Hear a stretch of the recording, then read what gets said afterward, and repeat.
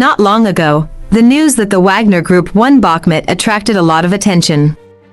This not only marked the end of the Bakhmut campaign that lasted more than 8 months, but also a major victory for Russia. Although this incident has gained a lot of traffic on the internet, the Western media does not seem to have received such a high degree of attention. Instead, it began to frantically report an incident that was attacked in Russia. Who sent these armed men who attacked Russia? This will be detected in small details. At present, there are 3 points worth noting.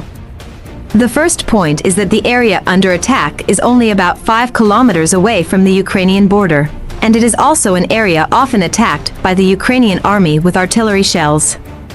The second point is that some of the vehicles driven by this group of armed men have been destroyed. According to the video released by the Russian army, they are American-made Humvee armored vehicles and anti-mine anti-ambush vehicles. The third point is that the Russian side stated to the outside world that Ukraine is trying to use sabotage actions to divert public attention, thereby reducing the adverse effects of Ukraine's loss of Bakhmut. In fact, the attack has basically become clear. It is basically certain that the Ukrainian army attacked the Russian mainland this time. Is the Ukrainian army going to liberate Russia? This is unlikely.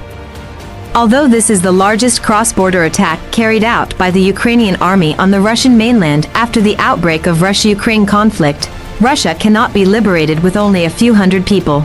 Therefore, just after losing Bakhmut, Ukraine launched a cross-border attack. This was definitely not to take down the area, but to rely on this attack to bring some confidence to the Ukrainian army. It can even make some people forget about the fact that the Russian army took Bakhmut, thinking that the Ukrainian army has the ability to attack the Russian mainland. Although the cross-border attack must be a failed operation from the perspective of the operation itself, the results of the military operation itself cannot be said to be completely meaningless. At least the incident has successfully diverted people's attention, or made some people feel that the Ukrainian army has the ability to reach Russia. This incident also reflects a problem, that is, the Ukrainian army cannot defeat the Russian army, but it can attack the Russian mainland. Could it be that Russia's border defense is weak? In fact, this is not because Russia's border defense capabilities are weak, but because the Russian-Ukrainian border is too long, making it impossible for the Russian army to defend against it. For example, the area that was attacked this time was only 5 kilometers away from the border. If this situation is to be prevented, Russia needs to arrange heavy guards on the long border, which is currently difficult for Russia. Even in normal times, this is a very heavy burden for the Russian army. Now, all we can think of is that the Ukrainian army will carry out similar cross-border sneak attacks in the future.